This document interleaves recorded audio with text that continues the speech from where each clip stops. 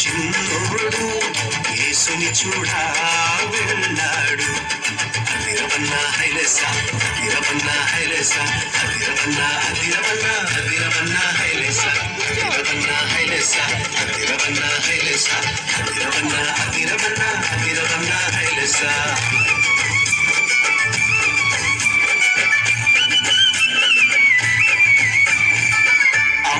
ఇచ్చిందని ఉంచుకోలేదే, రేపు తిందామని దాచుకోలేదే. అమ్మ ఇచ్చిందని ఉంచుకోలేదే, రేపు తిందామని దాచుకోలేదే.